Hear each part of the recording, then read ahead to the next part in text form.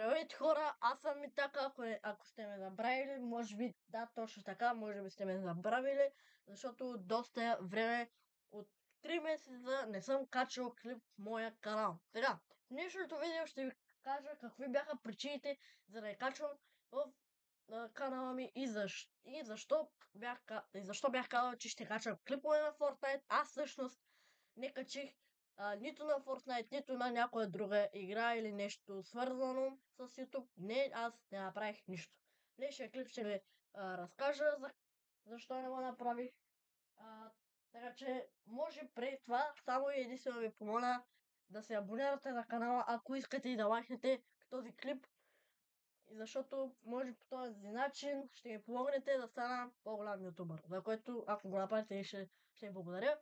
Ако направим 5 лайка на това видео, ставаме най-добрите в YouTube алгоритъма. Както и да е. Да, да започваме с видеото, с същинската част. Защо не качвах 3 месеца в YouTube? Така. Първо, защото през тези 3 месеца 2 пъти лаптопът ми се развали. Тоест, не точно се развали. Имаше вируси, които аз не знаех, че имам и трябваше да ходи 2 пъти на сервис и реално да ги махат. Втората причина, заради която не качвах е просто отмързел. Защото в началото бях много ентузиазиран. Беше ми хубаво да качвам, но изведнъж спря това, спря да ме интересува чак толкова и спрях. Това беше втората причина, за която спрях. И третата беше, че просто не ми се снимаше и не знаех какво да кача. Да. Но защо? Сега, време е да отидем към другата част от клипа. Защо не снимах на Fortnite? Както виждате, сега като отворя Epic Games, момент, само тук да махна така, да зареди само за момент, и като отидем на моите игри, виждаме само Farming Simulator, която е инсталирана. Така, тук имаме Star Wars, Lego и Hitman, но те не са инсталирани, не мисля да ги инсталирам.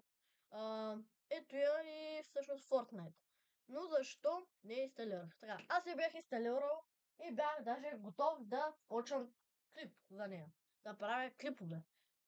Но хора, просто отново мързела, ме спря и може би сега не обещавам, че ще има клипове на Fortnite, но ще има повече, имаме клипове на Farming Simulator, между другото едно нещо, което е свързано с Farming Simulator, там мапа, на който играх сървъра, го изтрих. Просто защото когато отново се инсталирах Farming Simulator 22, реших почна наново и без да се осъзная, изтрих сървъра. Може би е било нарочно, а може би пък не. Нямам никаква представа. Сега нека да затворим Epic Games.